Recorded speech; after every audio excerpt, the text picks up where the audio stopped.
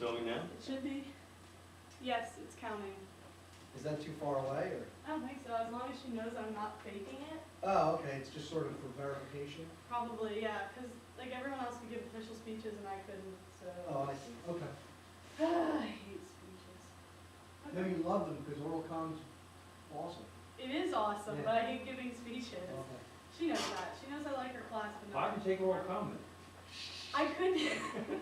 To get over her hatred. Ah, No, yes. no, it's because humanities didn't fit into my schedule. Oh, okay. Because I'm a nerd. Okay. Let's do this incredible long speech. Not, well, it's short, but It's not that long, just quiet. Okay. Unplug sugar. Okay. I like to consider myself a movie buff. I pride myself on knowing quotes from movies as far back as movies have had audible dialogue. However, there's one quote that has struck me very deeply this year because it so strongly relates to the events that have transpired in my life this year, as well as many people who have come before me. In the film The Dead Poets Society, Robin Williams' character Mr. Keating says to his students, "Carpe diem, seize the day, boys. Make your lives extraordinary." When I borrowed the film from my English teacher, I never knew it would affect me enough to make me evaluate how I and others have seized the day. I have observed, mostly in addition to my day seizing, Bill Gates and Robert Downey Jr. have also seized the day and became extraordinary. Bill Gates was just like every other kid whose parents had huge ambitions for their son. He was sent to a very prestigious prep school in California to prepare for law school. One day, the school bought a terminal and computer time with some money that it raised, and soon Bill Gates was using it to write computer programs. He was soon banned from using computers at the Computer Center Corporation for using bugs to gain free computer time. After the ban was lifted, he kindly offered to help them detect bugs in exchange for free computer time. When he graduated prep school, he went to Harvard, but did not stay for long. In his junior year, he dropped out because he had bigger dreams. He soon created what became the Microsoft Corporation with the support of his family. Bill Gates was a genius who had gotten into one of the most prestigious universities in the nation. But he had known that he was meant to do something else. He seized the day when he dropped out of college to begin the life he wanted to lead. While many would say that dropping out of college is not beneficial, it clearly was for Bill Gates. Microsoft is one of the biggest software corporations in the world, and virtually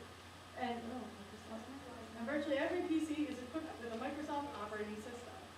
This leads, of course, to Bill Gates being listed among the world's richest people year after year. Bill Gates seized the day and made his life extraordinary. On the other hand, Robert Downey Jr. did not have what we would call a normal life. His dad was a director, and even at a very young age, Downey was acting in his films. He learned ballet as part of his studies in England when he was 10, and as a teenager, he attended a performing arts center in upstate New York. After his parents' divorce, he dropped out of high school and moved back to New York to pursue an acting career. He was featured in some iconic coming-of-age movies in the 80s, such as Weird Science and Johnny Be Good, and received critical acclaim for his portrayal of a drug-addicted teen in Less Than Zero. This role, however, also mirrored his real life as he struggled with a drug addiction. He received even more acclaim for his portrayal as the famous early filmmaker Charlie Chaplin, earning an Oscar nomination for his performance, and eventually, after dealings with the law, decided he was fully ready to kick his drug addiction. As soon as he was clean, his career began taking off all over again, with fantastic roles in Kiss Kiss Bang Bang, Good Night and Good Luck, and Zodiac, as well as meeting Susan Levin, the woman he would come to marry. Robert Downey Jr. similarly seized the day when he chose to drop out of high school and pursue his acting career. He became a critically acclaimed actor early on, and is now a well-respected and prominent actor in Hollywood.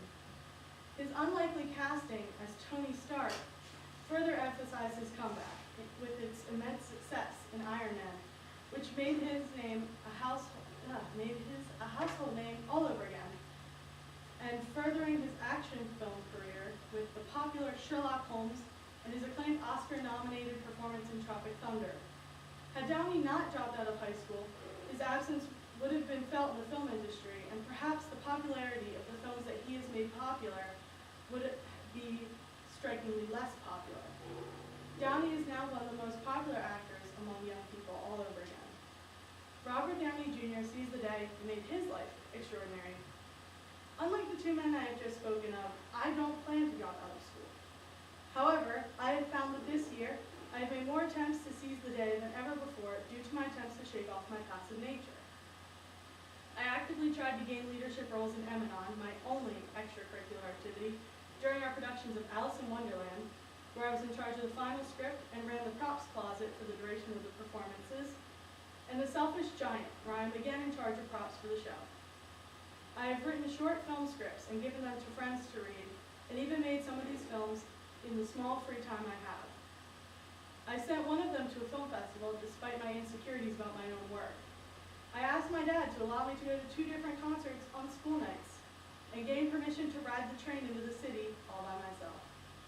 I got the courage to ask someone to a dance and sucked it up when he said no. I could go on, but I've made my point. In my own small, insignificant way, I am seizing the day. I have gone out of my way, taking a chance to do something different to make my life extraordinary. As I prepare to go off to college and become a little more independent, I know that Carpe Diem, seize the day, boys, make your lives extraordinary, will continue to ring in my mind. It will affect what I choose to do while in my new independent setting. It will affect how I make the decisions that will define who I will become as the years go by. I am older than Robert Downey Jr. when he seized the day, and younger than Bill Gates when he did the same. But I don't intend to be a famous actor or a genius programmer. I may not know what I intend to do, but I do know this. I intend to make my life truly extraordinary.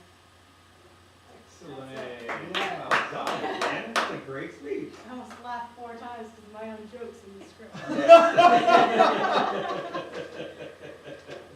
That's very good, very impressive. Thank you. Very impressive. Oh, I need to fix this. And You like know what? seizing the day. I know. Well, probably not surprising.